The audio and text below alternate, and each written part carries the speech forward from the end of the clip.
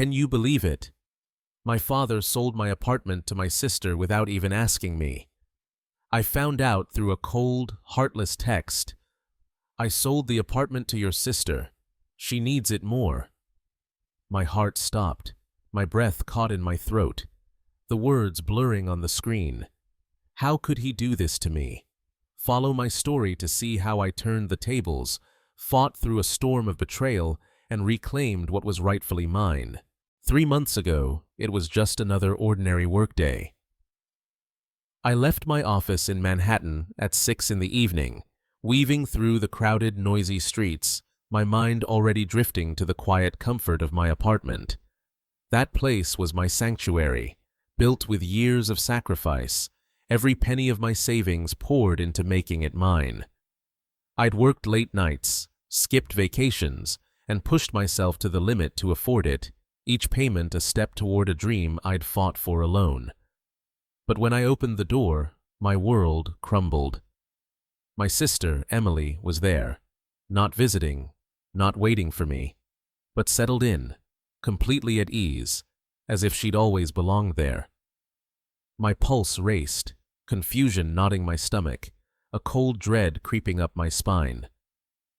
"How did you get in here?" I asked, my voice sharp, barely masking the unease. She looked at me, calm, almost smug, her eyes glinting with a confidence that made my skin crawl. "Why are you asking? This is my place now." My breath hitched, a wave of disbelief crashing over me. "What? Dad transferred the ownership?" Those words hit like a sledgehammer, knocking the air from my lungs, leaving me dizzy with shock. I fumbled for my phone, hands trembling, and dialed my father. No answer. 30 seconds dragged by, then a minute, then 5, each unanswered ring fueling my panic. Nothing. Just a single text, blunt and cruel. "I sold the apartment to your sister. She needs it more." I stared at the screen, my fists clenching so tightly my nails bit into my palms, leaving half-moon marks. Sold it? As if it was his to give away, as if I hadn't poured my heart, my sweat, my entire life into that place. To my sister, without a word to me? And she needs it more. What about me? Didn't I need a home, a place to feel safe? My head spun, rage and betrayal surging through me like wildfire, burning away any trace of calm. This wasn't a mistake or a misunderstanding. My father had stolen my apartment, the one thing I'd built with my own hands, and he didn't even care what I thought. Without hesitation, I called him again. The phone rang, once, twice, 3 times, 4, 5. By the 10th call, I was shaking, my grip on the phone so tight it creaked under the pressure, the plastic straining. He was dodging me, knowing I'd demand answers, knowing he'd crossed a line.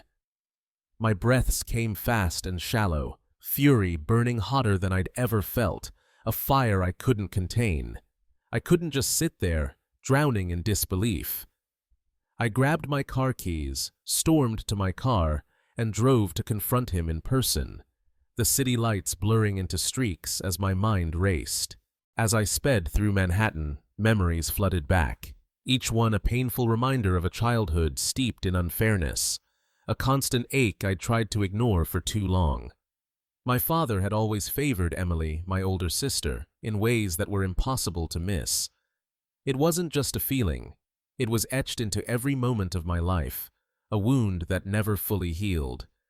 When I was 7, my mother bought me a doll I'd dreamed of for months, my eyes sparkling as I tore open the box, my small hands trembling with excitement. But before I could even hold it, my father snatched it away and handed it to Emily. "She's older. Let her have it," he said, his tone final, like my feelings didn't matter. But shouldn't it have been the other way around? Why was I, the younger one, always giving up what was mine?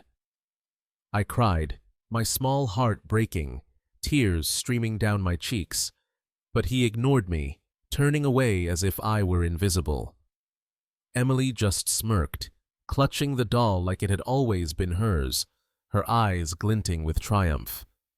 At 10, I got a pink scooter I adored, spending all summer learning to ride it, the wind in my hair feeling like pure freedom.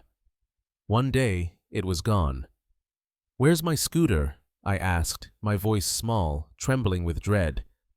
"I gave it to Emily," my father said, like it was no big deal. "She needs it more." How could she need my scooter more than I did? The words stung, a betrayal I couldn't understand.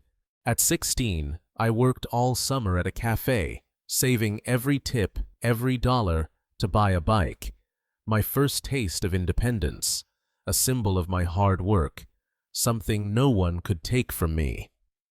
Less than a week later, I saw Emily riding it, her laughter cutting through me like a knife.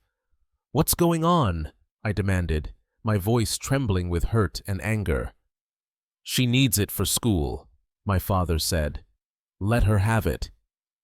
That phrase again, slicing deeper each time, a wound that grew with every theft.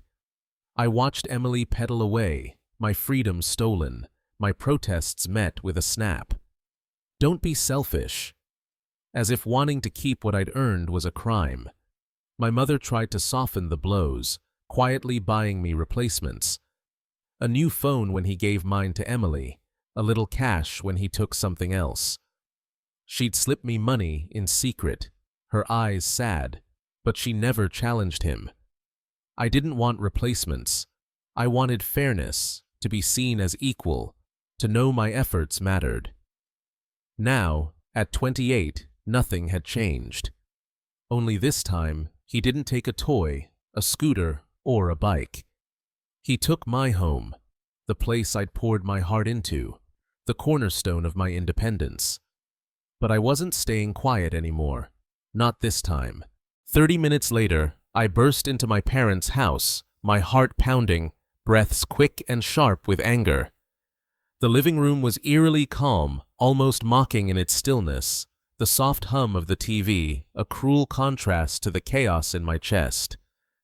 My father sat in his armchair, a cup of tea in hand, flipping through a newspaper like he hadn't just shattered my world. No guilt, no shame, not even a flicker of worry in his eyes. My fists clenched, heat rising in my chest, my voice trembling with barely contained fury. "You can't do this," I said, the words spilling out, raw and unsteady.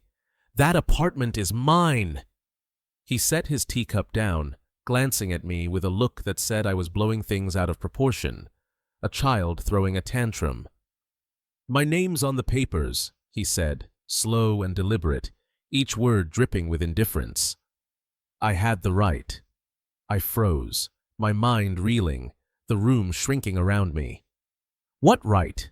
I snapped, struggling to keep my anger from boiling over. "Do you even remember who paid for that apartment? Every single month, every penny, all me. I worked myself to the bone for it." He shrugged, leaning back in his chair, completely unbothered, his face a mask of calm. "So what? My name's on the documents. That gives me the final say."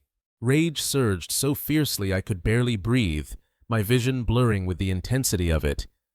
"You can't just sell my home because your name's on some paper," I shouted, my voice cracking under the weight of betrayal. "That was my work, my sacrifice, my life." He chuckled, dismissive, picking up his newspaper like my pain was a minor inconvenience. "Don't be so dramatic," he said, his tone mocking. "It's done." I stood there, staring at the man who was supposed to protect me, watching him treat my greatest achievement like it was nothing more than a trinket he could toss away. The room felt smaller, the air heavier, my heart pounding so loudly I could hear it in my ears. Before I could say more, a voice cut through the room like a thunderclap. "Enough!" I turned, my breath catching. My mother stood there, her face a storm of anger and heartbreak, eyes red with years of unspoken pain, her hands trembling at her sides. She stepped forward, her voice shaking but fierce, a fire I'd never seen in her before.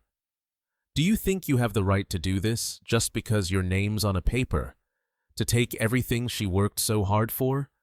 My father scoffed, crossing his arms, his expression unchanged. I was a co-owner. I had the right.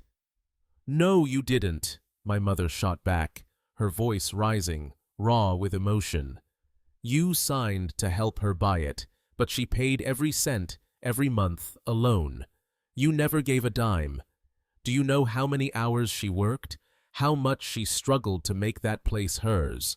He stayed silent, his face blank, like her words were meaningless, like her anger was just noise. My mother shook, as if seeing a stranger in the man she'd married. You've treated her unfairly for years, she said, her voice now a raw, powerful force, each word heavy with decades of silence. Always favoring Emily, always taking from Abigail to give to her sister. I've stayed quiet too long, watching you break her heart over and over, but not today.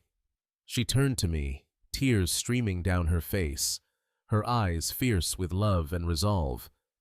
This time, I'm with you. If you and Emily don't return this apartment, I'm done. I'll divorce you, and I'll cut Emily out of my life. The room fell into a suffocating silence, the weight of her words hanging in the air like a storm about to break. My father let out a cold, bitter laugh, his eyes narrowing. Divorce me then, he said, grabbing his keys and walking out, the door slamming behind him like a gunshot, echoing through the house. My mother and I stood there, wordless, holding each other as tears fell, the weight of years of injustice pressing down on us. We were alone, but for the first time, I felt her fully on my side, her arms around me a shield against the pain. My mind was a whirlwind, my father gone, my sister in my apartment, everything against me. Then my phone rang, the sharp sound cutting through the silence. An unknown number. I hesitated, my heart still racing, then answered, my voice unsteady. Hello, this is from the finance company. We received a request to transfer ownership of your apartment. My grip tightened, my chest constricting, anger flaring anew. Transfer? I repeated, each word sharp, barely containing my fury. There's an issue here. I need to meet in person. The agent paused, then said, We noticed irregularities. Can you come to our office tomorrow morning? We'll have all the documents ready. I didn't hesitate, my resolve hardening. I'll be there. I hung up and turned to my mother. Her eyes were filled with worry, but also a fierce determination, a strength I hadn't seen in her before.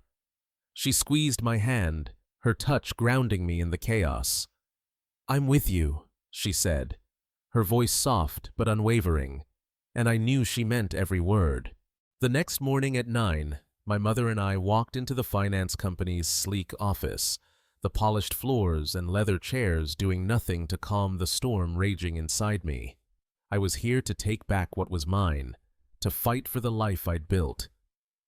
A man in a suit approached, holding a folder, his demeanor professional but empathetic. His nameplate read, Daniel Harris, Finance Director. Thank you for coming, he said, shaking my hand, his eyes sharp like he already knew the stakes. Please sit. We sat, and he slid a folder toward me, his expression serious. We reviewed the transfer request from your father, he began, his voice steady and measured. There's a serious issue. I opened the file, my hands trembling slightly, as I scanned the documents, my heart pounding. This apartment still has an active loan, he said. The transfer can't proceed. I blinked, a spark of hope igniting, cutting through the fog of despair. So it's not legal. Daniel nodded, his voice calm but firm. Correct. The mortgage agreement requires the payer's consent. That's you, not your father. A smile broke through my tension, relief flooding me like a warm wave. So the apartment's still mine? Exactly, he confirmed, his tone reassuring. He had no right to sell it without your approval.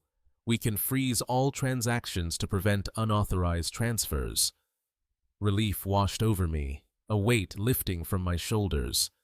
Do it, I said, my voice firm, a newfound strength rising within me. Daniel nodded, signing papers, then paused, his expression shifting to something more serious, his eyes narrowing slightly. There's something else you need to know. My stomach tightened, unease creeping in, a cold knot forming in my chest. He slid another file toward me, his movements deliberate. We found something unusual in your loan records. I flipped through the pages, my eyes stopping at bolded text. Loan amount $20,000. Primary borrower, Abigail Turner. Cosigner, Charles Turner. My father's name. Date issued 4 months ago. I'd never taken this loan. My voice barely worked, coming out as a whisper, my throat tight. What is this? Daniel sighed, adjusting his glasses, his expression grim. This loan is under your name, with your father as cosigner. The bank approved it, using your apartment as collateral. Shock hit me like a tidal wave, my heart pounding so loudly I could hear it. He used my apartment for a loan? Daniel nodded, his voice heavy with sympathy. And the contract says you're responsible for repaying it. The room spun, my mother gasping beside me, clutching my hand as if to keep me from falling apart. Daniel pushed the final page toward me. My signature was there, but it wasn't mine. He forged my signature, I whispered, my mother's voice trembling as she echoed, He forged it. Daniel's look was sympathetic, his voice steady. If you want, we can report this as identity fraud and start an investigation immediately. My fists clenched, my father's betrayal sinking in, a knife twisting deeper. He thought I'd never find out. He was wrong. But should I press charges? The question burned, sharp and heavy, tearing at my heart. He was still my father, despite everything. My mother touched my shoulder, her voice soft but firm, pulling me from the spiral of my thoughts. Let's go home first, she said. Talk to him. He's still family. Maybe there's another way. I took a deep breath, nodding, trying to calm the storm inside, to find a sliver of clarity. When I got home, my father was there, acting like nothing had happened, sitting in his armchair, flipping through TV channels like we were just passing through his evening routine. The casualness of it ignited something in me. I couldn't hold back. Did you take out a $20,000 loan in my name? I asked, my voice ice cold, cutting through the room like a blade. He didn't look up, just shrugged, his indifference a slap in the face. So what? My fists tightened, rage flaring, my vision narrowing. So what? You forged my signature. You made me responsible for a debt I never agreed to. He finally turned, but instead of guilt, he smirked, his eyes cold, calculating. I raised you, didn't I? What's $20,000 to your father? His words hit harder than any blow, slicing through years of buried pain, exposing the raw truth of his disregard. I'd worked tirelessly, never asked for help, stood on my own, and now he acted like I owed him, like my life was his to control. Give it to you? I snapped, my eyes burning with tears I refused to let fall. You stole it! You lied! He slammed his hand on the table, his face red with anger, his voice booming. You dare talk to your father like that? He stepped toward me, his presence looming, but I didn't flinch, my resolve hardening. Take one more step, I said, my voice steady, unwavering, and I'll call the police. My mother rushed between us, arms out, her voice breaking with pain, tears streaming down her face. Enough! Do you see what you're doing? This is your daughter. He froze, eyes blazing, but said nothing. his silence louder than any words. I met his gaze, my voice clear and resolute. "You have 1 week to fix this," I said, each word heavy with finality. "Return my apartment, or I'll take you and Emily to court." A heavy silence fell, the room thick with tension. My mother nodded, her expression resolute, and I knew she was with me until the end. My father didn't believe I'd follow through. He thought I was bluffing, caught in a moment of anger. He was wrong. That afternoon, I called Lucas, a friend and real estate attorney. We met at his office and I poured out every detail, my voice shaking but determined.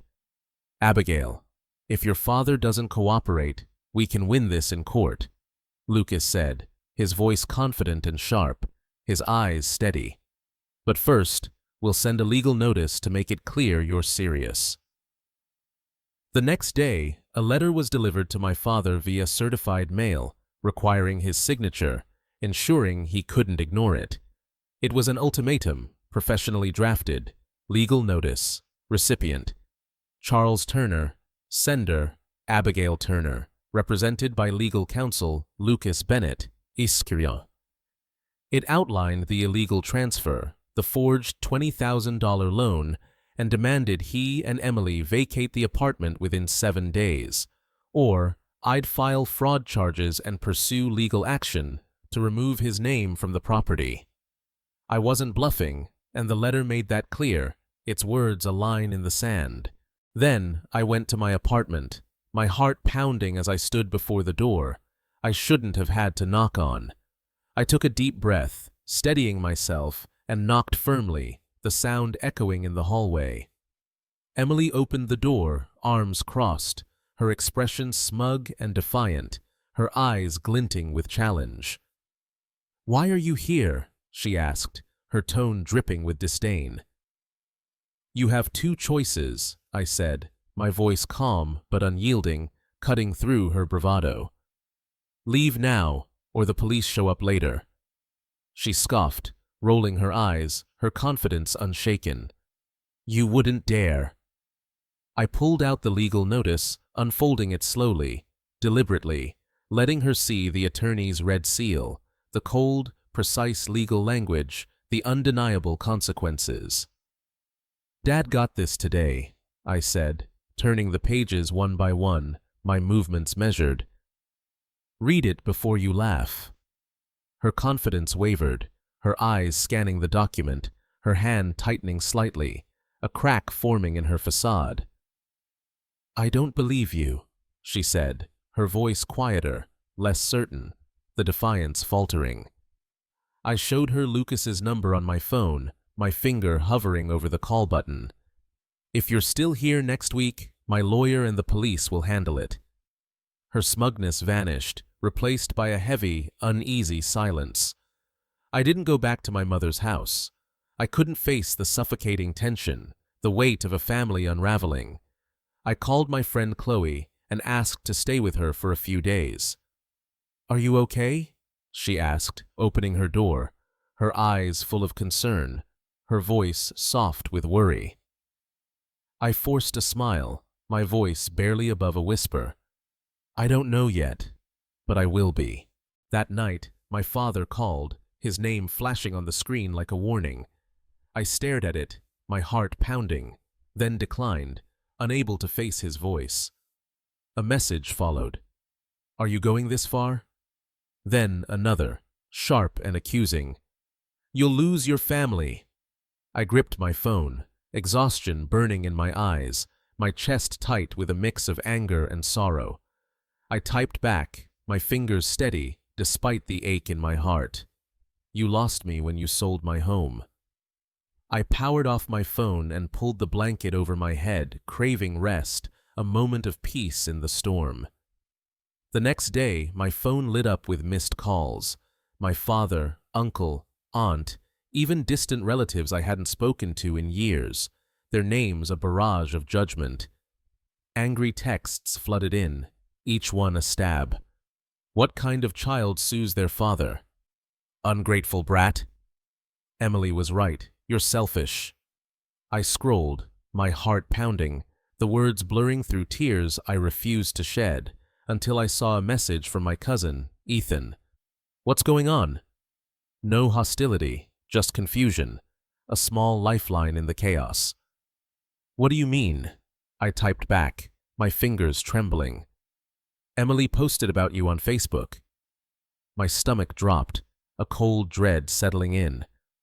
I opened Facebook and found her public post, visible to all our relatives and friends, twisting everything, painting me as the heartless villain who was attacking her and our father. Comments piled up, a chorus of condemnation. "How could she do this? Poor Mr. Charles. Family is everything." They didn't know the truth, and Emily was banking on their ignorance, her words a calculated strike. I couldn't let her lies stand, couldn't let her rewrite my story.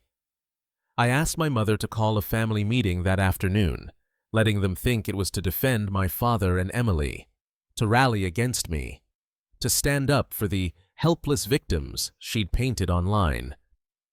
At 5 in the evening, the living room was packed. Uncles, aunts, cousins, all glaring at me with contempt, their faces twisted with anger. My father sat in the center, arms crossed, his expression smug, certain he'd won, his eyes cold and unyielding. Emily lounged in her chair, running a hand through her perfectly styled hair, waiting for what she thought would be my public humiliation, a smirk playing at her lips. My mother stood off to the side, anxious but hiding a secret strength, her eyes meeting mine with quiet resolve. Then I walked in, Lucas beside me, carrying a thick stack of legal documents, his presence a silent promise of truth. The room fell silent, the air thick with tension, every eye on us.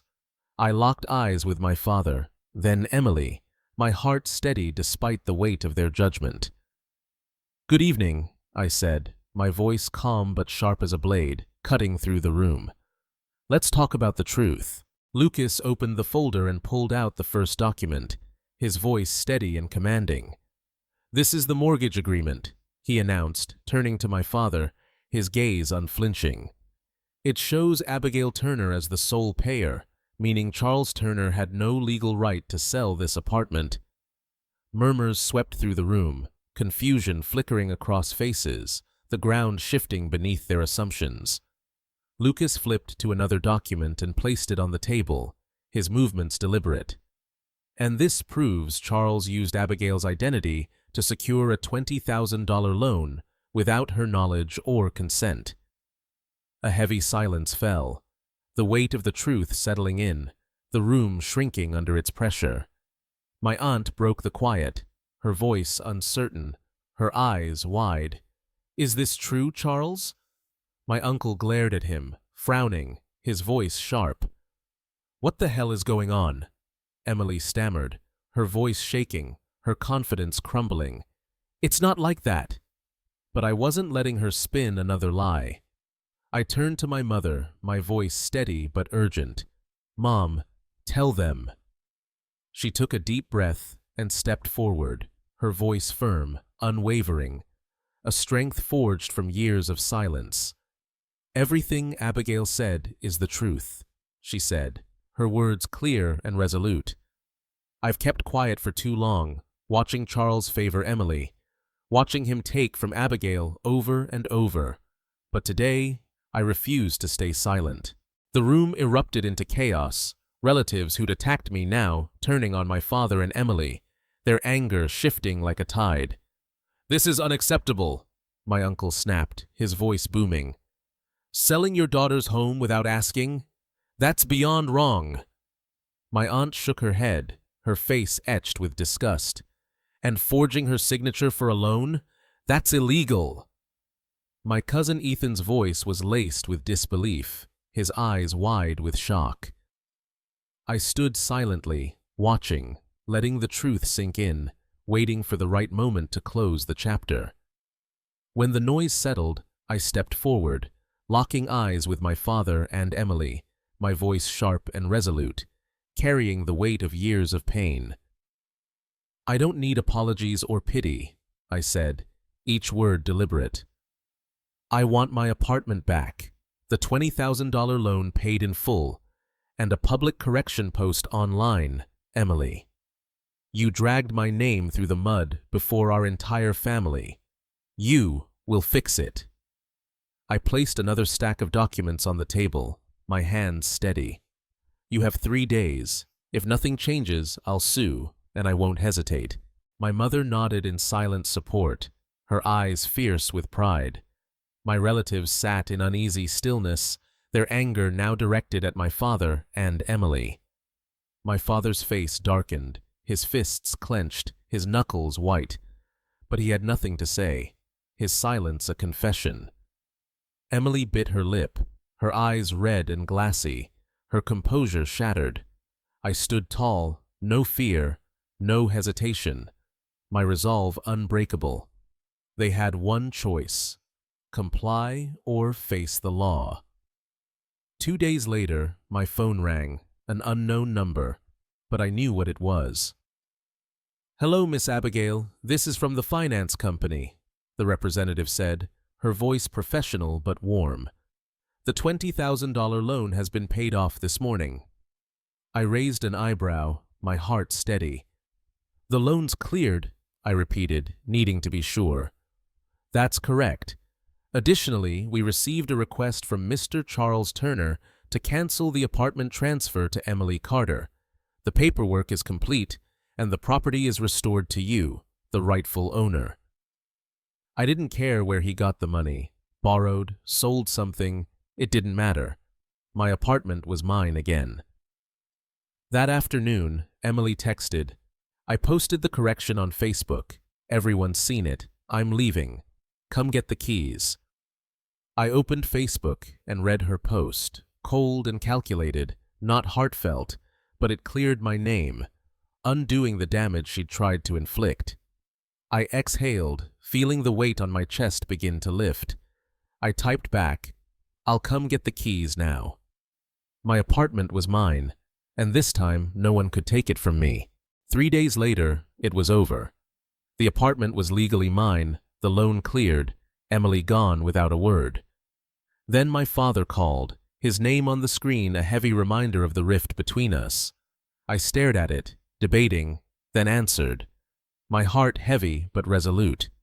His voice was low, exhausted, a shadow of the man who'd once loomed so large. "Are you satisfied now?"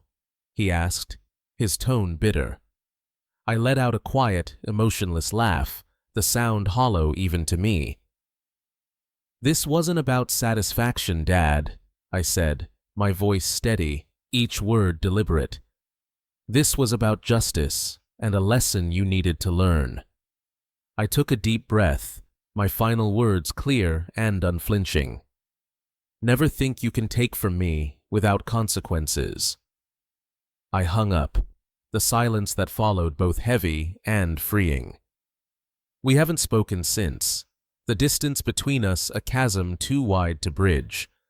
Not long after, my mother decided to file for divorce, her voice firm as she packed her bags. "I've endured enough," she said, her eyes sad but resolute. "I let him hurt you too many times, and I can't forgive that." She moved in with me, and we cherish every small, meaningful moment together, building a life free from lies and pain, each day a step toward healing. 3 months have passed, and every morning I wake up in my apartment, the sunlight streaming through the windows, a reminder of the life I fought for. I live without the fear of betrayal, without the weight of injustice pressing down on me. I fought for what was rightfully mine, and I won, but the victory is bittersweet. One question lingers, heavy in my heart, echoing in the quiet moments. Was I right to go this far against my father and sister? Did I cross a line, or was this the only way to stand up for myself? If it were you, what would you have done? I'd love to hear your thoughts, to know I'm not alone in wrestling with this. Dear viewers, thank you for being here. Stay tuned to the channel for tons of exciting videos. Every day, we upload fresh stories packed with thrills and surprises. Don't miss out. Comment, share, subscribe, and hit that like button.